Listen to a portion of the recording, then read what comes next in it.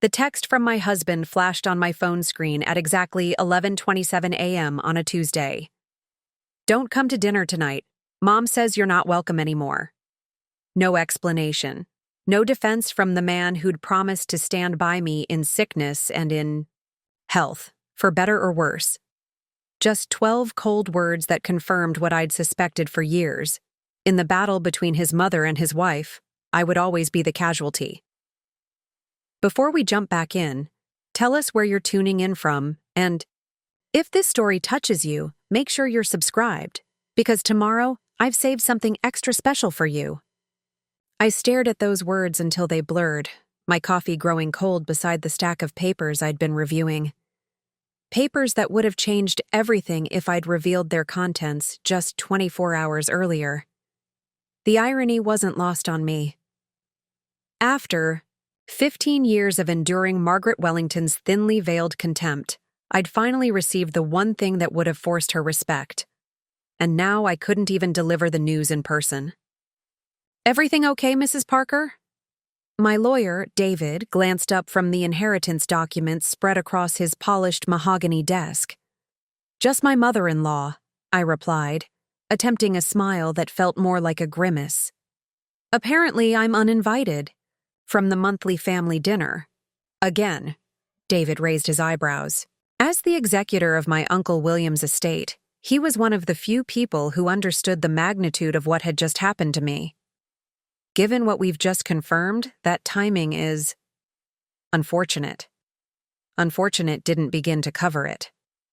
3 days ago, my Uncle William, the black sheep of our family, the adventurer who disappeared to find himself decades ago, had died unexpectedly at age 72.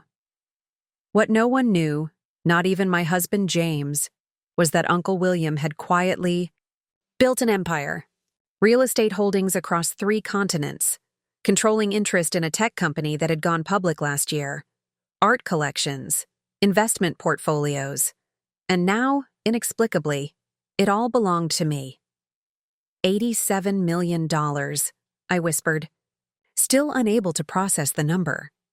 And I can't even afford to fix my car without James questioning every penny. I'd met James Wellington 15 years ago when we were both 25. He was handsome, ambitious, and worked at his father's investment firm. I was a kindergarten teacher with student loans and a passion for helping children with learning disabilities.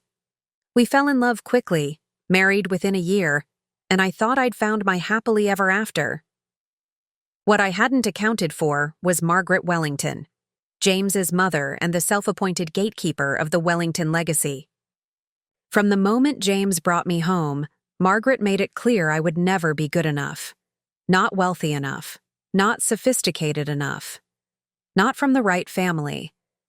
She'd spent 15 years systematically undermining me, and her son, my husband, had spent 15 years letting her. "Do you want to postpone signing the acceptance documents?" David asked, pulling me from my thoughts. "We have a few days before anything needs to be finalized." I looked down at my phone again, at those 12 dismissive words. 15 years of Wellington family dinners flashed through my mind. Margaret's backhanded compliments, her gentle suggestions about my clothes, my career, my inability to provide grandchildren. 15 years of James saying, "That's just how Mom is," and "Don't take it personally," and "Let's not make a scene." "No," I said, my voice steadier than I expected. "I'm ready to sign now." As David slid the papers toward me, another text from James appeared. "Maybe just give Mom some space. She's upset about the thing with the church fundraiser. You know how she gets." The thing with the church fundraiser. 3 days ago, I'd missed helping at Margaret's precious charity event because I'd been at the hospital, learning that my uncle had died and that everything I thought I knew about my life was about to change. I hadn't even told James yet, partly because I was still processing it myself, and partly because I wasn't sure how he would react. As I signed my name to the final document, something shifted inside me. For 15 years, I'd tried to earn a place in the Wellington family. I'd swallowed insults disguised as advice, I'd apologized for offenses I hadn't committed. I'd made myself smaller to avoid overshadowing James, whose ego was as fragile as his mother's crystal. "Congratulations, Mrs. Parker," David said as I signed the last page. "You're now one of the wealthiest women in the state." I nodded, a plan beginning to form. "David, I'd like to make a few changes before we announce anything publicly." "Of course. What did you have in mind?" I thought about James, who'd promised to protect me but never had. About Margaret, who'd spent a decade and a half ensuring I knew my place. About the family dinner I was now banned from attending. "First," I said, picking up my phone, "I need to make a reservation at Donatello's for tonight." David looked confused. "The restaurant? In the Wellington building downtown?" I smiled, feeling the weight of 15 years beginning to lift. "The very one. I believe it's time for me to have a dinner of my own." As I left David's office, I typed a reply to James. "I understand. Enjoy your dinner. I've made other plans." What I didn't add was that those other plans would change everything, not just for me, but for the entire Wellington family. After 15 years of being told I wasn't good enough, I was about to show them exactly who I was, and it would start tonight. At a table for one in the most expensive restaurant in the building that, as of this morning, I owned. Donatello's embodies old money elegance, mahogany paneling, crystal chandeliers, and waiters who remember your preference for sparkling or still water. As the maitre d' led me to my table, I felt eyes tracking my movement. I'd chosen my outfit. Deliberately. The simple black dress Margaret once called suitable for a teaching assistant, I suppose. No Wellington jewelry, no designer handbag. Just me. The woman who'd never belonged. "Mrs. Parker, your table." The maitre d' pulled out the chair at the best spot in the restaurant, the corner table with views of both the city skyline and the dining room. The table typically reserved for Richard Wellington, my father-in-law, whenever he dined here. I settled in, ordered a glass of champagne I couldn't have afforded last week, and watched the evening unfold around me. 3 tables away, I spotted Harold Kingsley, the Wellington family's oldest client. Our eyes met briefly. Confusion flickered across his face before he nodded politely and returned to his conversation. My phone vibrated. James again. "Where are you?" "Mom's in rare form tonight. Could use backup." 15 years of these messages. 15 years of being summoned to smooth things over, to absorb Margaret's displeasure so everyone else could enjoy their evening. I didn't respond. Instead, I sipped my champagne and began reviewing the folder David had prepared for me. Property holdings, investment portfolios, company stakes. Among them, Wellington Investments. Uncle William had purchased a 31% stake in my father-in-law's company through various shells and holding companies over the past decade. Not enough for control, but enough to demand attention. Enough to claim a board seat. Preparing and narrating this story took us a lot of time, so if you are enjoying it, subscribe to our channel. It means a lot to us. Now back to the story. My dinner arrived. Seared scallops that melted on my tongue, flavors I barely registered as my mind raced ahead. The restaurant hummed around me, the gentle clink of silverware and murmur of conversation a soundtrack to my unfolding revelation. Emma? I looked up to find Richard Wellington himself standing beside my table, his imposing frame slightly stooped with age, but his eyes as sharp as ever. "Richard," I said, folding the document I'd been reading. "What a surprise." Harold mentioned. "You were here?" He gestured to the empty chair across from me. "May I?" I nodded, curious. In 15 years of family gatherings, Richard had rarely spoken directly to me. He'd always been cordial but distant, deferring to his wife's judgment about family matters, including me. "Dining alone?" he asked as he settled into the chair. I found myself unexpectedly free this evening. Something flickered across his face, knowledge perhaps. Margaret mentioned there was a disagreement. I took another sip of champagne. Is that what she called it? Richard shifted uncomfortably. At 70, he remained an imposing figure in financial circles, but family conflict had always been his wife's domain. Emma, I've never interfered in Margaret's management of family matters. I've noticed. His eyebrows rose slightly at my tone. However, he continued, I've always thought she was unnecessarily hard on you. This was new. I set my glass down carefully. 15 years of unnecessarily hard, Richard. He had the grace to look slightly ashamed. James should have... Yes, I interrupted. He should have. Silence stretched between us. In the reflection of the window behind him, I could see myself, spine straight, chin lifted, no longer the accommodating daughter-in-law desperate for approval. I came over because Harold said you appeared to be reviewing financial documents, Richard finally said. Given tonight's situation, I was concerned. About? Whether you and James were... He trailed off, uncomfortable with direct questions. About his son's marriage. Separating? I supplied. I haven't decided yet. Richard blinked, surprised by my candor. I see. Do you? I asked, opening the folder again. Tell me, Richard, what do you know about Crimson Valley Holdings? His expression sharpened instantly, the family patriarch vanishing behind the shrewd financier.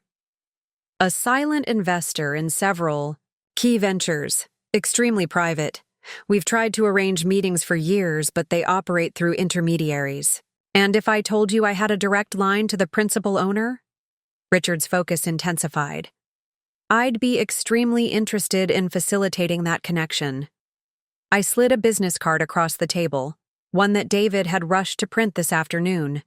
Simple cream cardstock with my name and a phone number. Nothing else. Richard looked at the card, then back at me, confusion evident. I don't understand. As of this morning, I am the sole proprietor of Crimson Valley Holdings, I said, my voice steady despite the thundering of my heart. Among other entities. The color drained from Richard's face as understanding dawned. William Harrington was your uncle. Yes. And he left everything to you. Yes. Richard Wellington was not a man easily rattled, but I watched his hand tremble, slightly as he reached for my untouched water glass. Does James know? He asked after taking a careful sip. No one knows except my lawyer and now you. He nodded slowly, processing the implications. This changes things. Yes, I agreed. It does. Margaret can't know, he said suddenly, leaning forward. Not yet, I raised an eyebrow. Because? Because she'll... He stopped, perhaps realizing how it would sound to articulate his wife's likely reaction. Because she'll be horrified that the daughter-in-law she's demeaned for 15 years now controls a significant portion of the family's wealth, I suggested. Because she'll have to face me as an equal rather than a charity case. Richard had the decency not to deny it. Emma, family businesses are complicated.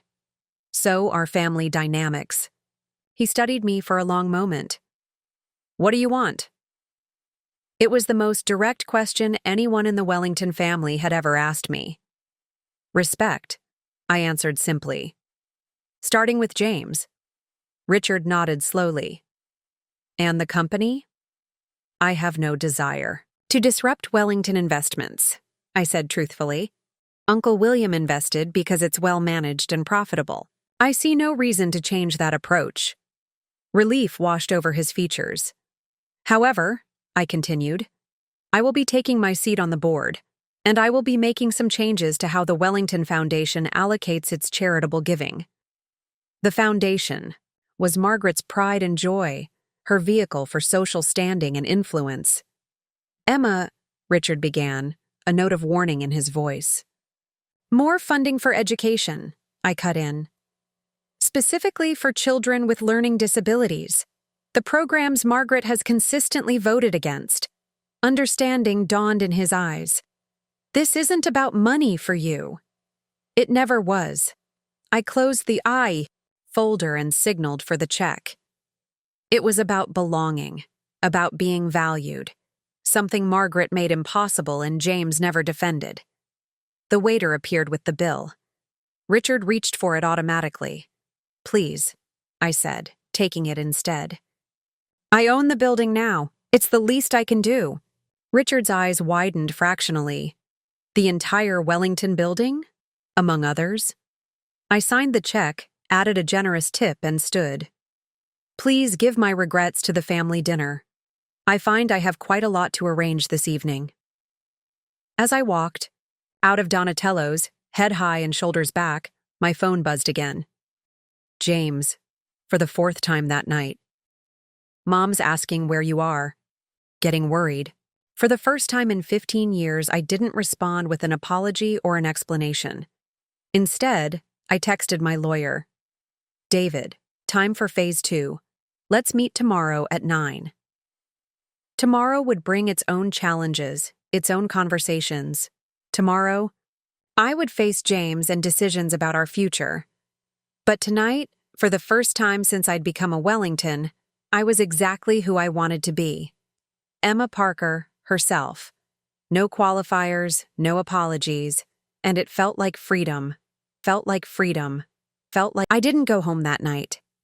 Instead, I checked into the penthouse suite of the Blackstone, a luxury hotel that, according to the folder in my briefcase, I now owned a controlling interest in. The night manager's eyes had widened when I presented my ID, but he maintained professional composure as he personally escorted me upstairs. "Will Mr. Wellington be joining you later, Mrs. Parker?" he asked as he opened the door to a suite larger than our first apartment. "No, Thomas," I replied, reading his name tag. "Just me tonight." Sleep evaded me despite the cloud-like mattress and Egyptian cotton sheets. My phone had lit up repeatedly. 8 texts and 3 missed calls from James, each message escalating. In confusion and irritation. "Mom's furious. Where are you? Are you seriously ignoring me right now? Emma, this is childish. Call me back." The final message came at 11:42 p.m. "I'm sleeping in the guest room tonight. We need to talk tomorrow." As if I were the one who'd done something wrong. As if I needed to explain myself, rather than him explaining why he'd allowed his mother to ban me from my own family. By 7 a.m., I was showered, dressed in clothes I'd purchased from the hotel boutique, and sitting at the suite's dining table with breakfast and my laptop. David had emailed over additional documents, the press release we'd finalized yesterday, poised for distribution at 10 a.m. "Emma." James's voice startled me. He stood in the doorway of the suite, his normally perfect appearance disheveled, eyes bloodshot.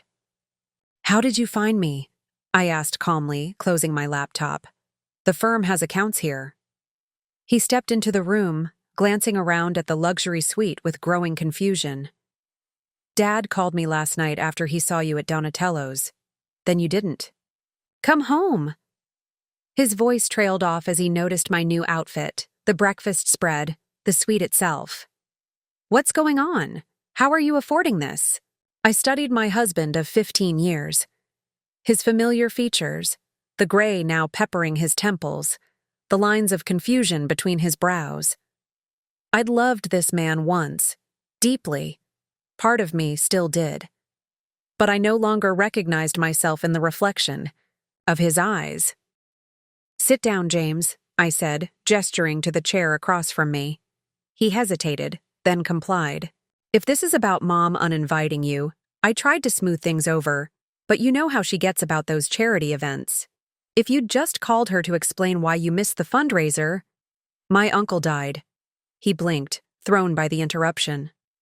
"What?" "Uncle William. That's why I missed the fundraiser. I was at the hospital." "I didn't know," he said, looking genuinely remorseful. "You should have told me." I tried. 3 times. "You were busy with the Cooper account." James ran a hand through his hair, a gesture I'd once found endearing. "I'm sorry about your uncle. Was he the one who traveled a lot?" You barely mentioned him, because he wasn't welcome in discussions about my family. Remember your mother's rule? No talking about the Parkers' financial struggles at dinner. His wince confirmed the memory. Emma, I know Mom can be difficult. Difficult, I repeated. James, she has systematically undermined me, insulted me, and excluded me for 15 years. And yesterday she banned me from my own family dinner. And you let her? I didn't let her, he protested weakly. I texted you right away. To tell me not to come, not to say you'd stand up for me or that you disagreed with her decision. He had the grace to look ashamed. What was I supposed to do? Be my husband, I said simply. Choose me just once. Silence stretched between us, 15 years of unspoken hurts crystallizing in the morning light. So this, he gestured around the suite, is what? Revenge spending to make me feel bad? We can't afford this, Emma. I almost laughed. Actually, I can. What are you talking about? I opened my laptop again, turning it to face him. On the screen was a draft of the press release, complete with my photo and the headline, William Harrington's niece inherits multi-billion-dollar empire. James stared at the screen, color draining from his face. This is a joke. Uncle William was quite successful, as it turns out. All those years of traveling. He was building an international business empire. Real estate, tech investments, art collections. I paused. Shares in Wellington Investments.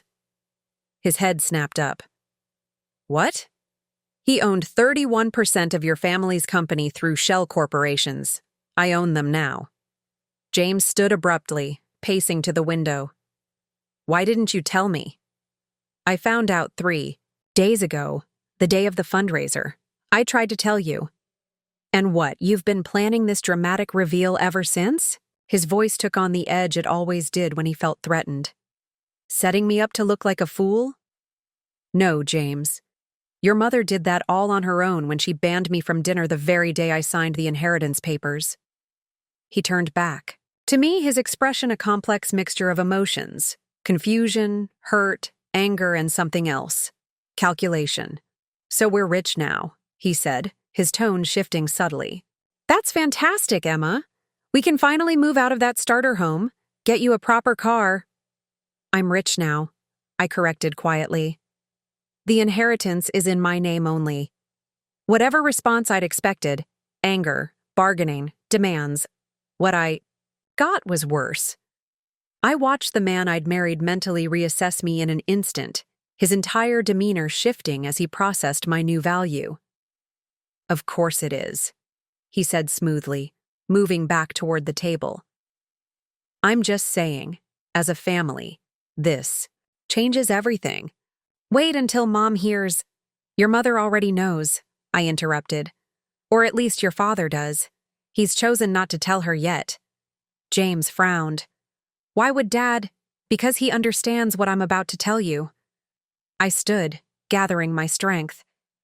This inheritance has shown me who truly values me and who never did.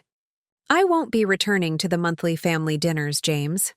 Not as the apologetic daughter-in-law desperate for approval. Emma, be reasonable. I've been reasonable for 15 years, I said, my voice steady.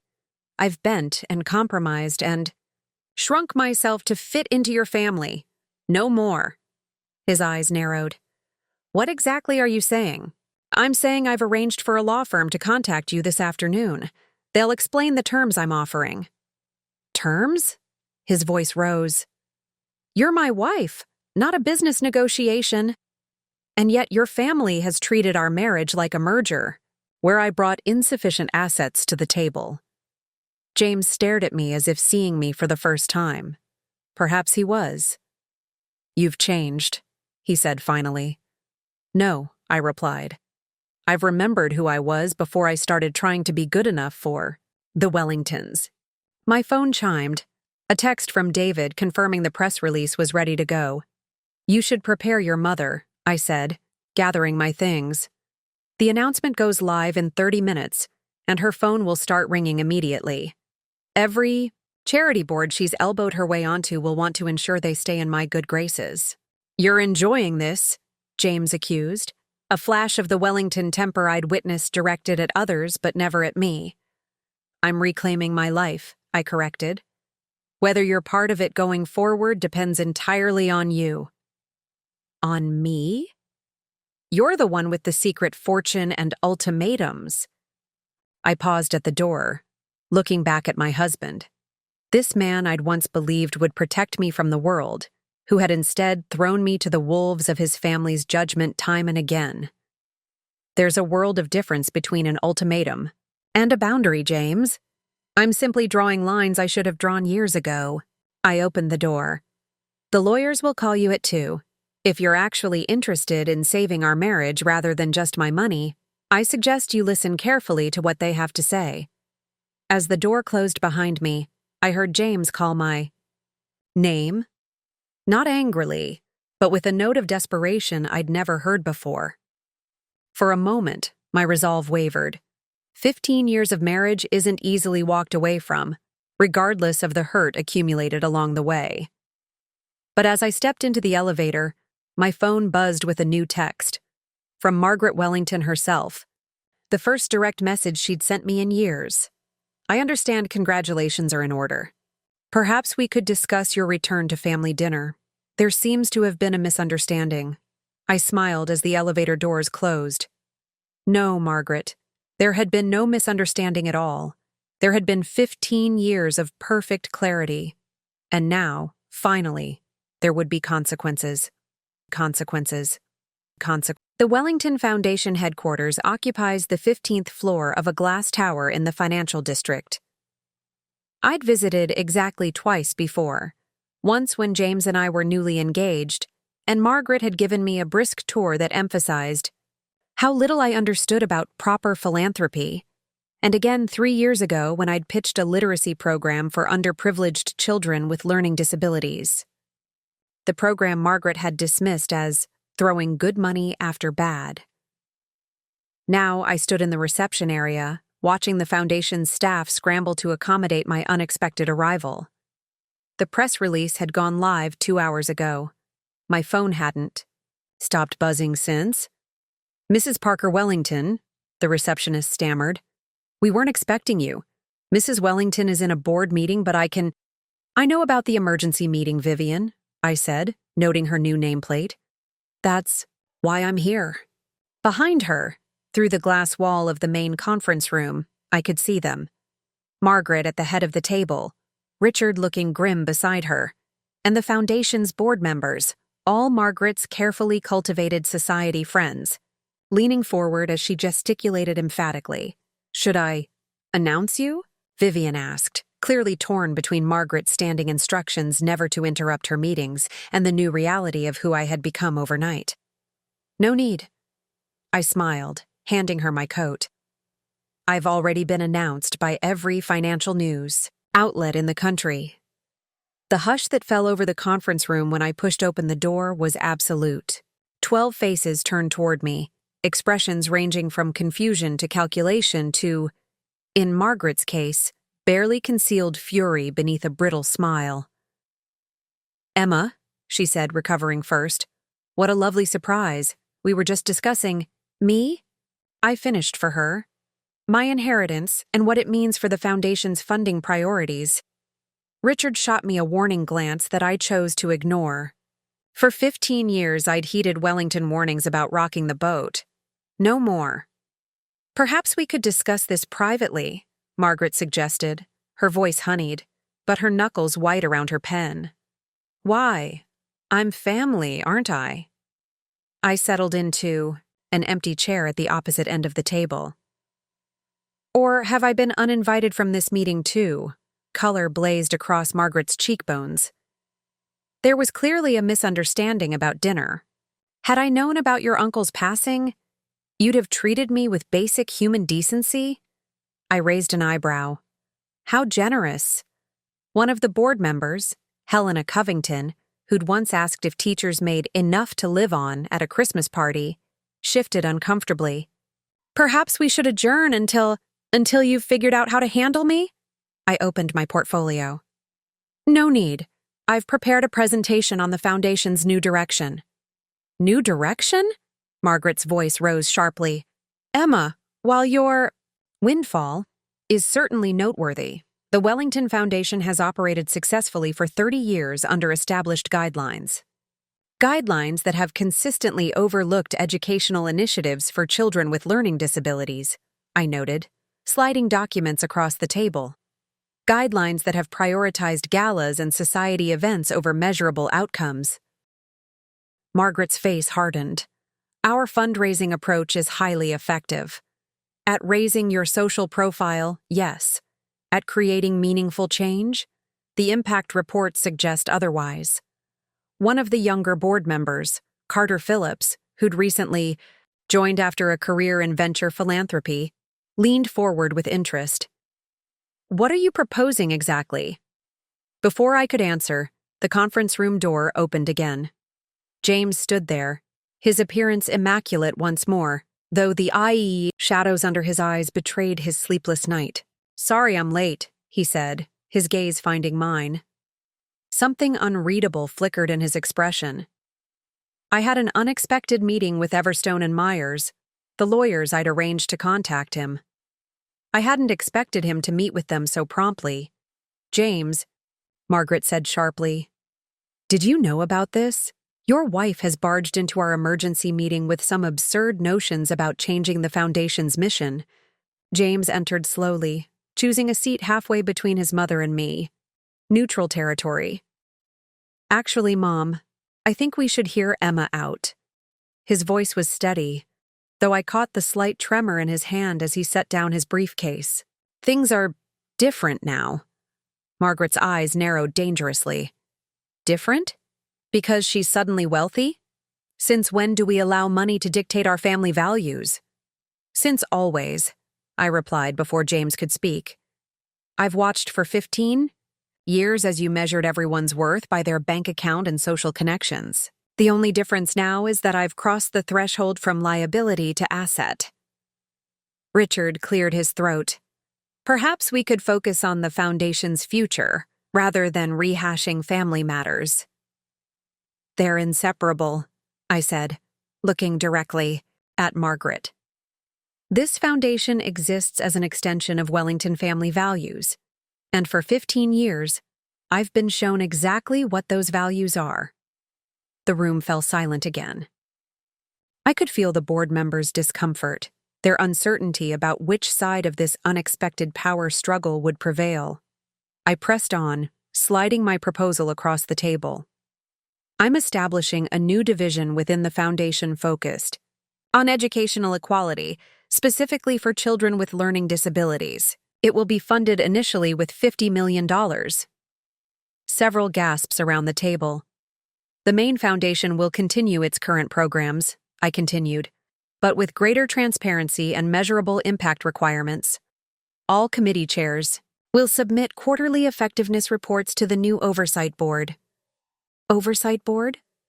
Margaret's voice was dangerous now. This foundation already has a board. A board composed entirely of your social circle, I noted. The new Oversight Committee will include educators, child development experts, and representatives from the communities we serve. Margaret stood abruptly. This is absurd. Richard, are you going to allow this? Richard looked weary. Emma now controls a significant portion of the family's assets, Margaret, including those that fund this foundation. So money does trump family, she said, bitterly. How convenient for all of you. No, Margaret, I replied quietly. Family should trump money. That's precisely what you never understood. James cleared his throat. Mom, Emma's proposal actually makes sense from both a philanthropic and tax perspective. The lawyers outlined... You've spoken with her lawyers? Margaret's betrayal was palpable. I've spoken with my wife, James said, a new firmness in his voice. Something I should have done more meaningfully years ago. The look Margaret gave him could have frozen flame. I see where your loyalties lie. With my family, James replied, And for the first time in 15 years, his gaze rested on me rather than his mother when he said those words. Something shifted in my chest. Not forgiveness, not yet, but a door cracking open that I'd thought permanently sealed. "The board will need time to review these proposals," Carter Phillips said, professional training overcoming the awkwardness of the family drama unfolding before him. "Perhaps we could reconvene next week after proper consideration." Of course, I agreed. But the press announcement about the new educational initiative goes live tomorrow. I've already scheduled meetings with several school districts about pilot programs. Margaret's face was a study in controlled fury. "You've been planning this since yesterday," I corrected. "Amazing what you can accomplish when motivated by 15 years of accumulated resentment." "Emma," Richard cautioned. "It's fine, Richard," Margaret cut in. "Emma has made herself perfectly clear. Money has changed her, just as I always warned James it would." I laughed then, genuinely amused by her inability to see the irony. "Money hasn't changed me, Margaret. It's merely given me the freedom to stop pretending to be someone I'm not. Someone who would tolerate being treated as less than. Someone who would accept being banned from her own family." Margaret gathered her papers with trembling hands. "This meeting is adjourned. Board members, I'll contact you about our next steps." She looked directly at me. "Family dinner is Sunday at 7. I expect both you and James to attend. We clearly have matters to discuss." With that, she swept from the room, her perfect posture, never faltering despite the public humiliation she'd just endured. The remaining board members departed quickly, leaving only Richard, James, and me in the sudden silence. "That could have been handled more diplomatically," Richard observed dryly. "Like the last 15 years of diplomatic family dinners," I countered. James ran a hand through his hair. "The lawyers explained everything, about Uncle William, the inheritance, your conditions." "And?" I asked, heart suddenly pounding. "And I'd like to talk. Really talk." He glanced at his father. "Not here." Richard nodded, understanding. "I should find your mother before she decimates the executive staff." He paused at the door. "For what it's worth, Emma, your educational initiative is long overdue. Margaret's resistance to it has been a point of contention between us for years." After he left, James and I sat in silence, the large conference table between us like a physical manifestation of all that had separated us for years. "The lawyers said you're offering marriage counseling," he finally said. "Not divorce." "Yes." "Why?" His question was direct, his gaze steady for the first time since this all began. "After everything. Why try to save this?" I considered the question carefully, aware that my answer might determine everything that followed. Because beneath all, the Wellington expectations and pressures, there was once a man I loved who seemed to love me too. I said simply. "I want to know if he still exists." James nodded slowly. "And if he doesn't? Then at least we'll both know we tried." After 15 years, we owe ourselves that much. He reached across the table then, his hand extended but not quite touching mine. An invitation, not a demand. "I'd like to try," he said quietly. "Not for the money, not for the company shares, but for us. If that's still possible." I studied his face, searching for the calculation I'd seen earlier, the opportunism that had flared when he'd first learned of my inheritance. Instead, I saw only exhaustion, regret, and something that might have been hope. I placed my hand in his, feeling the familiar callus on his thumb, the strength of his fingers as they closed around mine. "I don't know if it's possible," I admitted, "but I'm willing to find out." What I didn't tell him was that I'd already scheduled our first counseling appointment for tomorrow morning, and that the therapist had been carefully selected for her. Experience with family wealth dynamics and emotional manipulation. What I didn't say was that part of me was still waiting for the other shoe to drop. for the Wellington family to reveal this apparent capitulation as just another strategy. But as we walked out of the Foundation headquarters together, neither of us rushing to fill the silence between us, I allowed myself to feel something I hadn't experienced in years. Not hope exactly, but possibility. The final test would come on Sunday at 7, when I returned to the Wellington family dinner, not as the outsider desperate to belong, but as someone who finally had the power to set her own terms for staying. The Wellington family estate sits on 3 manicured acres in the city's most exclusive neighborhood. Its imposing stone facade and perfectly symmetrical windows had once intimidated me. Tonight, as our car crunched up the circular driveway, I studied the house with new eyes, noting the tasteful but conspicuous displays of wealth, the careful staging of every element to project exactly the image Margaret had cultivated for decades. "You're quiet," James observed from beside me, his hands tense on the steering wheel. Our marriage counseling session yesterday had been illuminating, if painful. Dr. Winters had established clear ground rules, then asked us both to articulate what we wanted from our relationship going forward.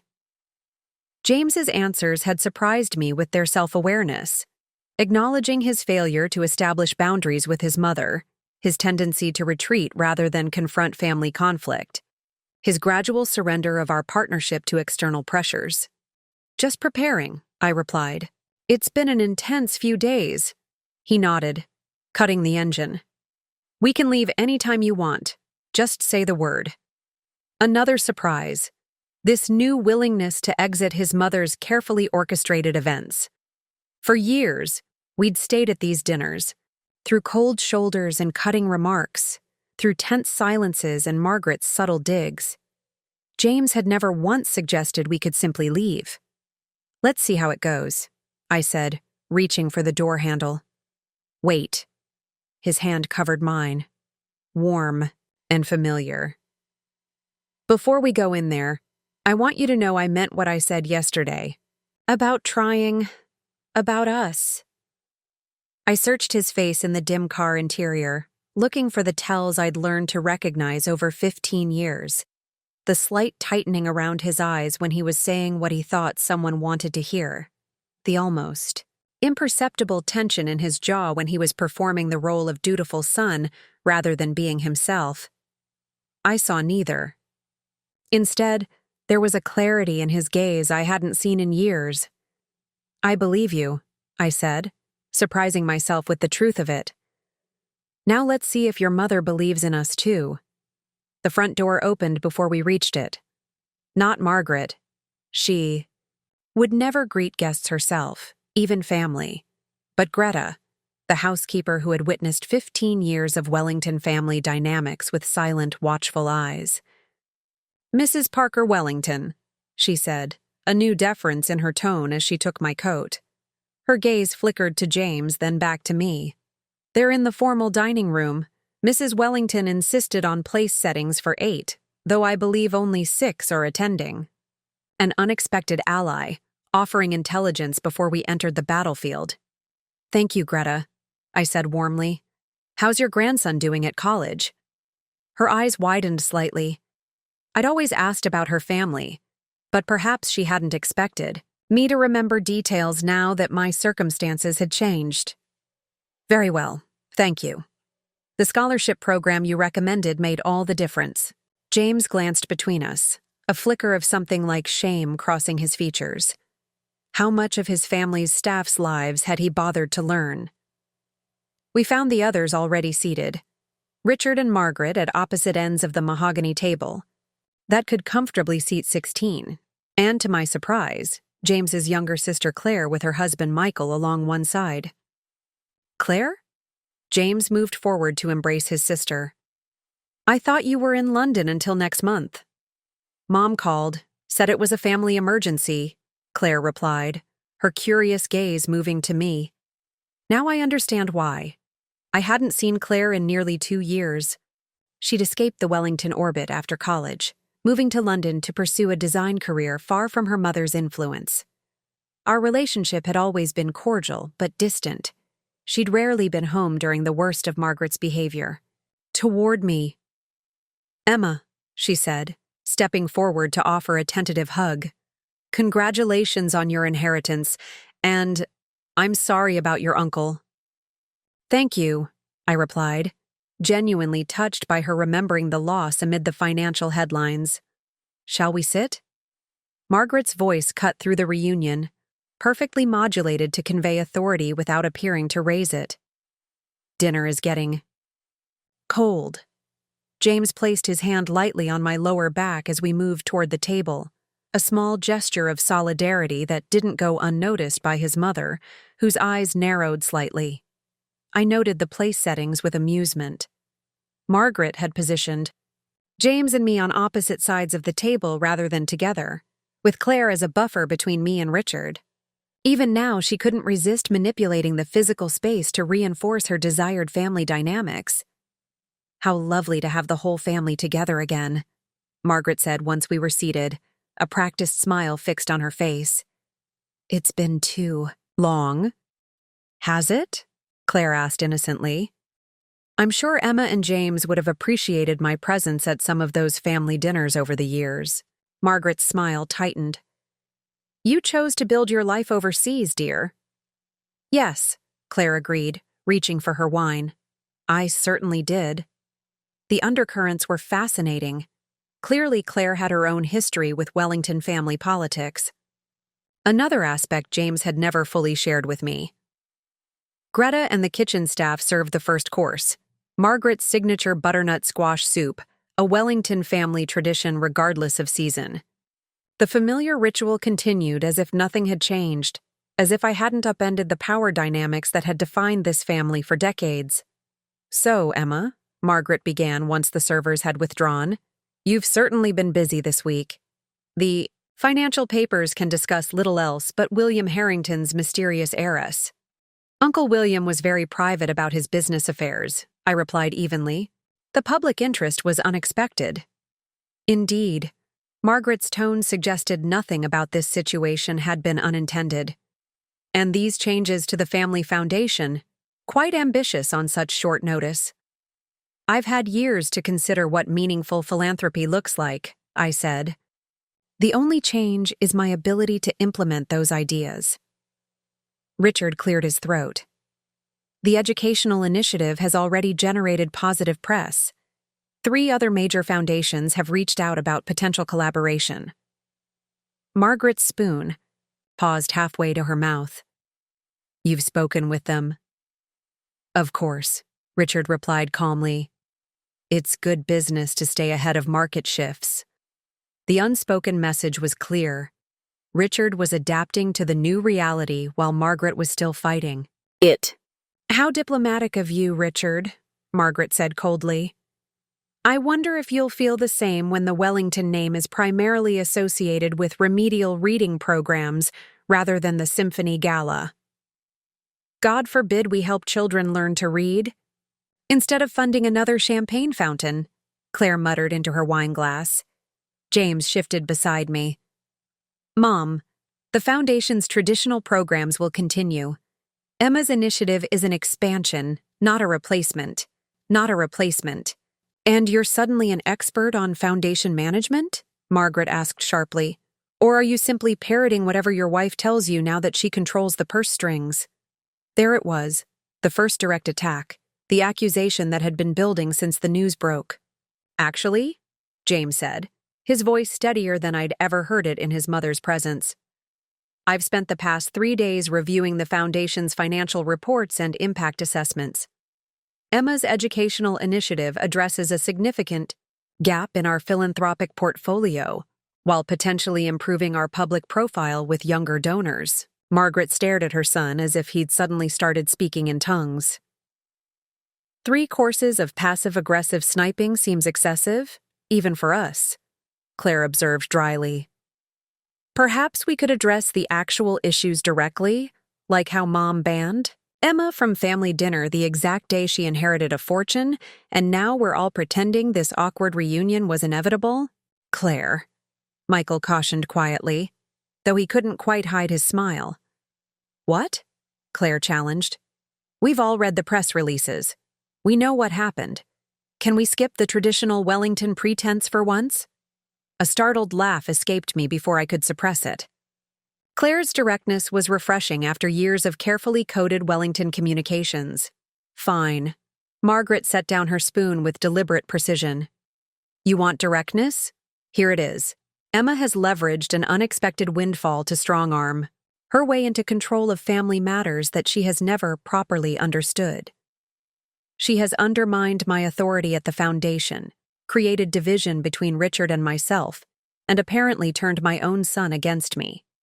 All while presenting herself as the victim of some imagined 15-year conspiracy against her. The table fell silent. Even Claire seemed taken aback by the vehemence of Margaret's response. Is that what you truly believe happened? I asked, quietly. It's what I know happened, Margaret insisted. You've been waiting for an opportunity like this since the day James brought you home. I set my napkin aside and looked directly at my mother-in-law. Margaret, when James and I got engaged, I was a kindergarten teacher who loved my job and had no ambitions beyond building a life with the man I loved. I never wanted your money or your social position. I only wanted your acceptance, or at minimum, your basic respect, which I extended until you repeatedly demonstrated your unsuitability. Mom, James interrupted sharply. That's enough. Margaret blinked, unused to being cut off by her son. Emma didn't create division in this family, James continued, his voice level but firm. You did. With every dismissive comment, every backhanded compliment, every time you made it clear she wasn't good enough. I let it happen. We all did. Don't be dramatic, James, Margaret scoffed. I merely maintained standards appropriate for our family position. Standards that somehow only applied to Emma, Claire noted. Never to Michael when he joined the family, despite his thoroughly middle-class background. Michael shifted uncomfortably, but nodded in agreement. That was different, Margaret insisted. Yes, I agreed.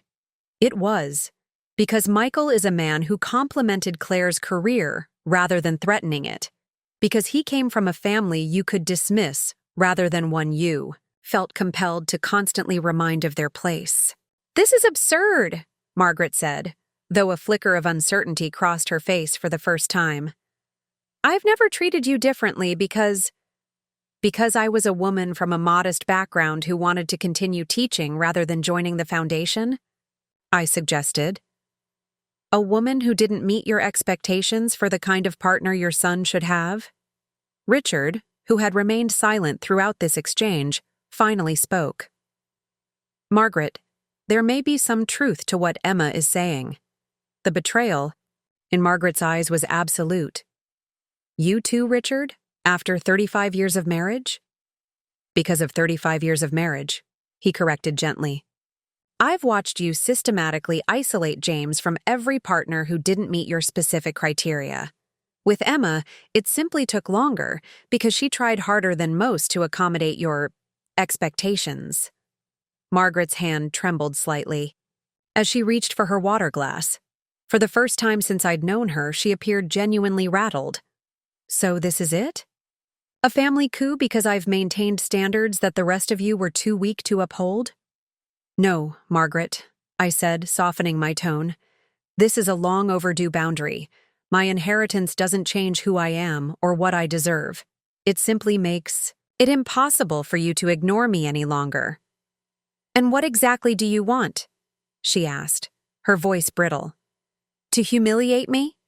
To dismantle everything I've built? I want what I've always wanted, I replied honestly. A family where I'm valued, for who I am, not what I bring to the table. Where James doesn't have to choose between his wife and his mother. Where we can disagree without declarations of war. Margaret's laugh was hollow. And you think money will accomplish that? No, I said. But it removes your primary objection to my presence. The question now is whether you have any others that actually matter. The silence that followed was profound. Margaret looked from face to face around the table, perhaps truly seeing for the first time how isolated her position had become. I need a moment, she said finally, rising with as much dignity as she could muster. Excuse me. As she left the dining room, her footsteps measured and unhurried despite her obvious distress, I felt no triumph, only a weary relief that the confrontation I'd dreaded for years had finally occurred. Well, Claire said into the silence. That was 15 years in the making. Do you think she'll come around? James asked his father quietly. Richard considered the question. Margaret has built her identity around being the family matriarch, the guardian of Wellington traditions and values. This challenges everything she believes about herself. He sighed. But she loves you, James. Beneath everything else, that remains true. Love shouldn't come with conditions, I said. No, Richard agreed, surprising me. It shouldn't. Perhaps it's time we all remembered that. James reached across the table, taking my hand in his. Whatever happens next with Mom, we face it together. No more divided loyalties. As I looked at his face, earnest, determined, finally choosing us over the Wellington family expectations, I allowed myself to believe that perhaps the inheritance had given us something far more valuable than wealth. It had given us the chance to discover if what remained of our marriage, stripped of external pressures and power imbalances, was something worth rebuilding. Greta appeared at the doorway, her expression carefully neutral. Mrs. Wellington asks if you would join her in the study, Mrs. Parker. A deliberate omission of the Wellington name and a request for me alone. The final test. James tensed beside me. You don't have to go. Yes, I said, squeezing his hand before releasing it. I do. As I followed Greta toward the study, I realized I was walking into this conversation not with trepidation, but with a calm certainty. Whatever Margaret had to say, accusation, negotiation, even genuine reflection, I was finally ready to hear it on my own terms. The inherited wealth hadn't changed who I was, but it had changed how I could finally stand in my truth, not as the outsider seeking approval, but as a woman who knew exactly what she deserved. And that made all the difference. Margaret Wellington's study had always been forbidden territory. Unlike the rest of the house, with its practiced perfection designed for visitors' admiration, this room reflected her unfiltered self. Dark wood paneling absorbed the lamplight. Leather-bound books lined floor-to-ceiling shelves, not decorative collections but well-worn volumes on finance, art history, and biographies of powerful women throughout history. She stood at the window when I entered, her silhouette sharp against the darkness beyond. Without turning, she gestured to the leather chair across from her desk. Please sit. Her voice held none of the artificial warmth she typically employed in social settings. I remained standing. I'd prefer to have this conversation as equals, Margaret. She turned then, studying me with eyes so similar to James, the same perceptive intelligence, but hardened by decades of calculated choices. You know, she said finally, Richard proposed to me in this room. It belonged to his father then. She ran her fingers along the desk's polished surface. Old Henry Wellington was a formidable man. He told Richard I wasn't suitable, that my family's 3 generations of wealth couldn't possibly compare to the Wellington legacy. This revelation startled me. In 15 years, Margaret had never shared anything personal about her entry into the Wellington family. What did you do? I asked, genuinely curious.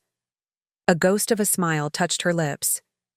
I made myself indispensable, learned every aspect of the Wellington businesses, charmed every connection, mastered every social requirement.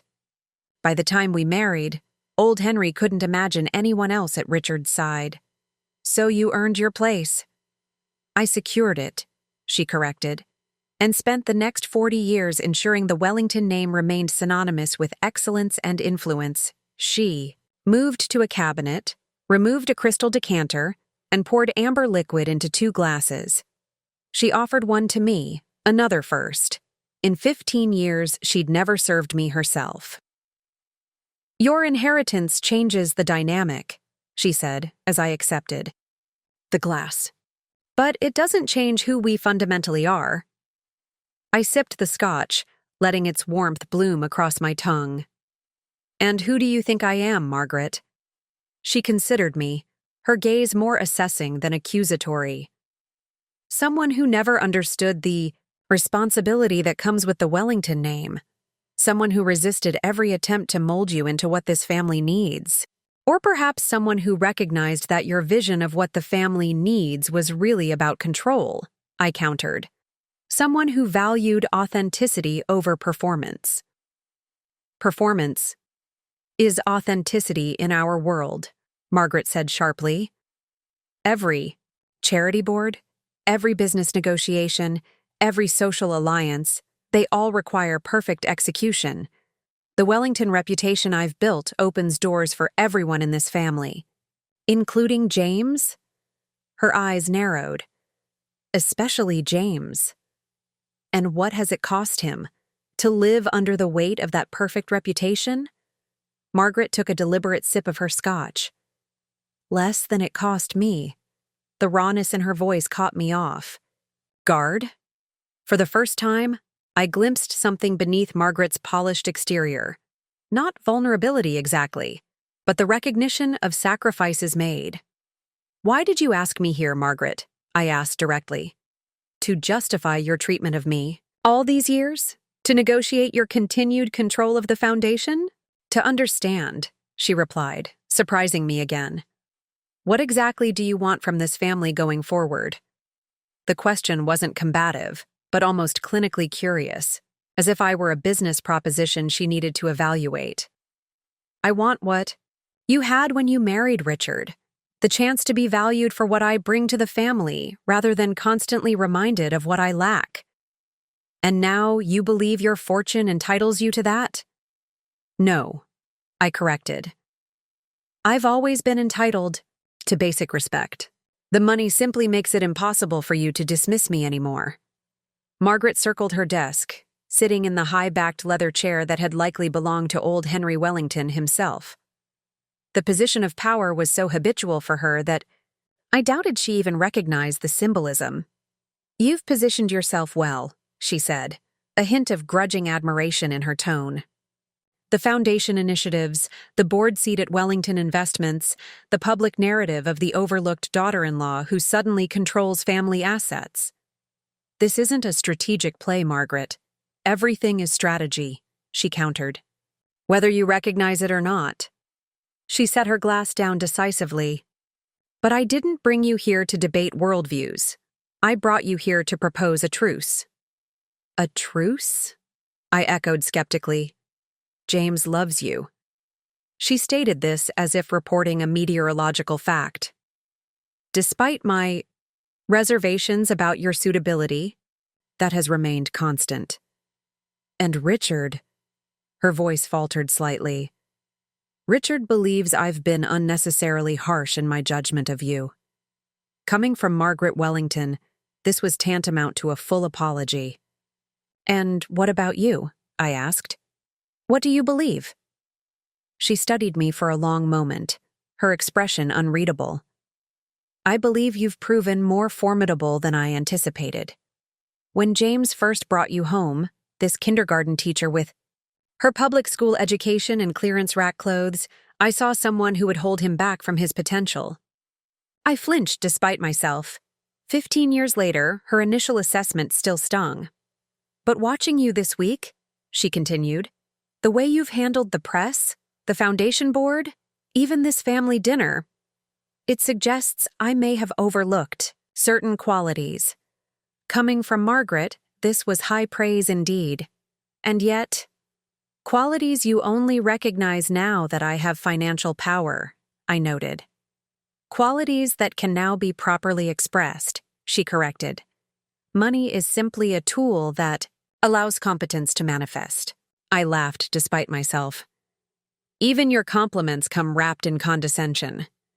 To my shock, A genuine smile flickered across Margaret's face. A habit of 40 years isn't easily broken. We regarded each other across the desk, not as adversaries, exactly, but as two women finally acknowledging each other's actual strengths rather than perceived weaknesses. My truce proposal is this, Margaret said finally.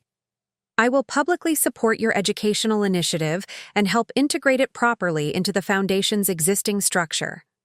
I will acknowledge your position within Wellington Investments without interference, and I will moderate my tendency to offer unsolicited advice about your marriage.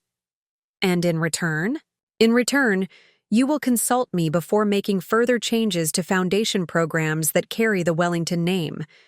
You will conduct yourself with the dignity appropriate to someone who now represents our family's interests publicly, and you will work with me rather than against me when it comes to James's future in the company.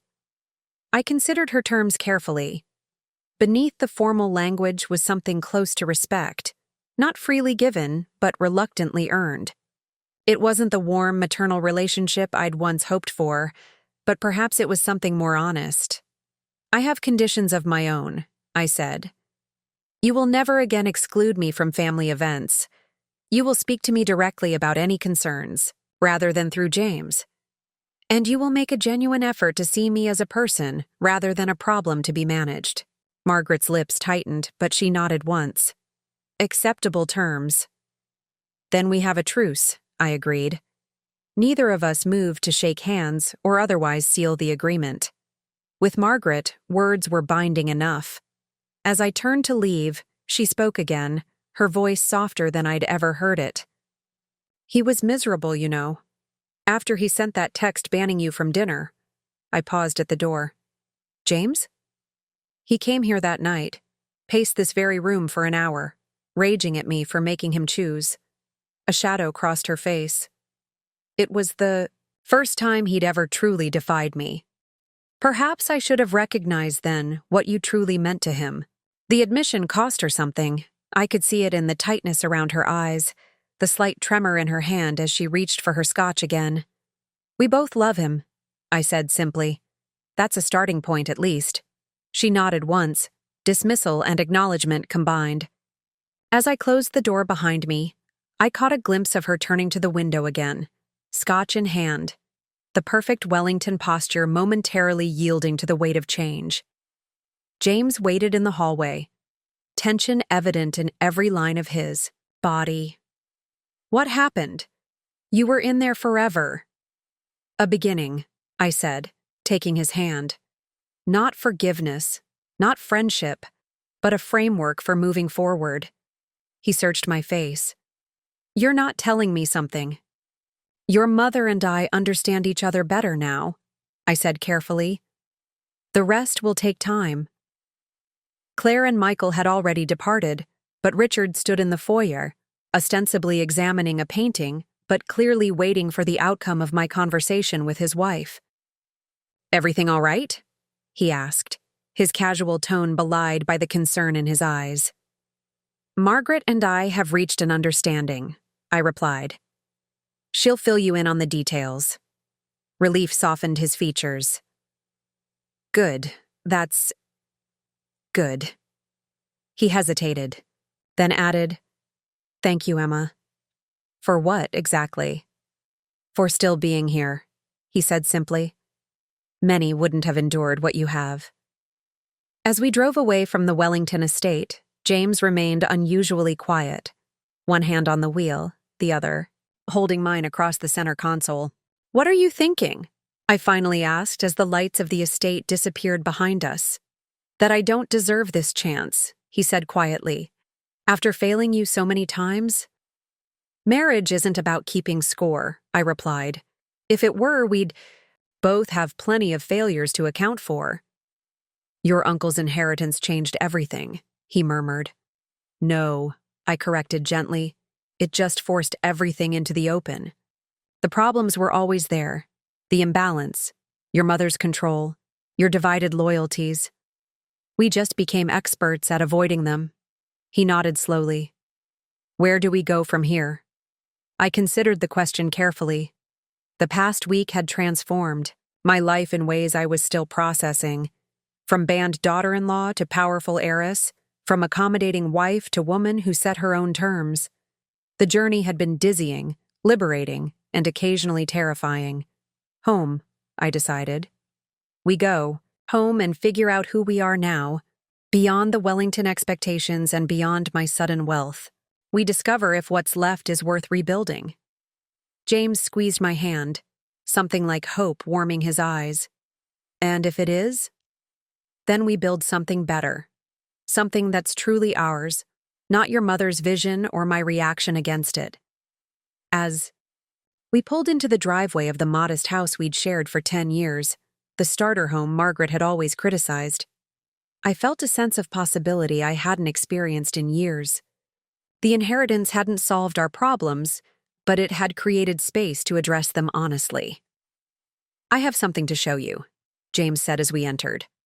He disappeared into his office, returning with a folder similar to the ones David had prepared for me days earlier. "What's this?" I asked, taking it from him. "Mortgage documents," he replied. "I paid it off yesterday. Our home is officially ours, free and clear." I stared at him, confused. "With what money?" "Mine," he said quietly. "From the trust fund I never told you about." My shock must have shown on my face. "My grandfather set it up," James explained. "It matured when I turned 40 last year. I never touched it because—" He hesitated, shame evident in his expression. "Because your mother didn't know about it," I finished for him. "And spending it would have meant explaining its existence." He nodded, unable to meet my eyes. "I've been a coward in so many ways, Emma. Afraid of disappointing my mother, afraid of failing my father's expectations, afraid of admitting how much I'd compromised our marriage to keep the peace." I opened the folder, running my fingers over the paid in full stamp across the mortgage documents. "Why now?" "Because I need you to know that this, us, was never about money for me. Not your uncle's inheritance, not my family's wealth. Just us, building a life together on our own terms." I closed the folder, recognizing the gesture for what it was. Not merely financial, but symbolic. James declaring independence from the Wellington wealth that had always come with Margaret's strings attached. "It's a start," I said honestly.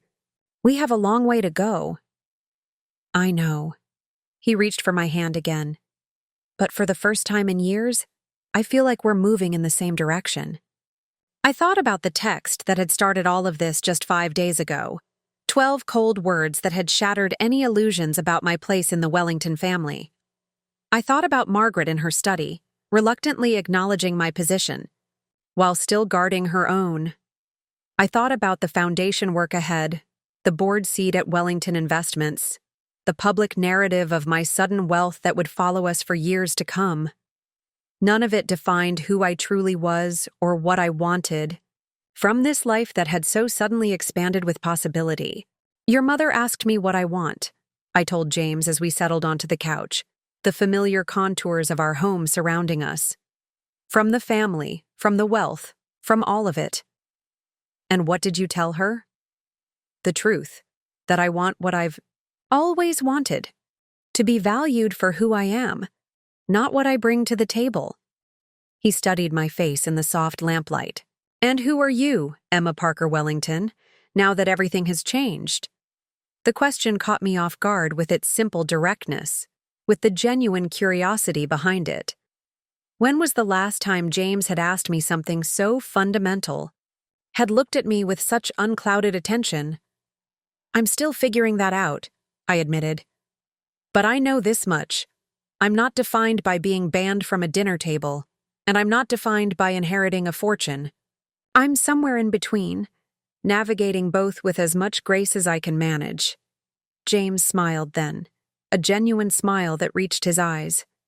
"I'd like to get to know that woman better, without my mother's voice in my head, without the weight of Wellington expectations. I'd like that too," I said softly. Outside our window, rain began to fall, gentle drops tapping against the glass. So different from the downpour that had accompanied Margaret's text message 5 days ago. So much had changed in those 5 days. Yet here we sat in the same home, on the same couch, still reaching for understanding across the space between us. The journey ahead would be complex, navigating my new wealth, redefining boundaries with the Wellington family, rebuilding trust in our marriage. But for the first time in years, the path forward felt like one we might walk together, neither of us standing in the other's shadow. That night, as James slept beside me, I sent one final text to David: foundation paperwork ready for tomorrow. One change: add James to the Educational Initiative Leadership Team. His choice, whether to accept. His reply came seconds later. Are you sure? After everything? I thought about Margaret Wellington's study, about the glimpse I'd caught of the complex woman beneath the perfect facade. I thought about James paying off our mortgage with his secret trust fund, a small rebellion years in the making. I thought about the delicate truce negotiated across generations of Wellington pride and power. Yes, I texted back. This was never about punishment. It was about possibility. And for the first time since Uncle William's inheritance had upended my life, I fell asleep without the weight of 15 years' accumulated resentment pressing against my chest.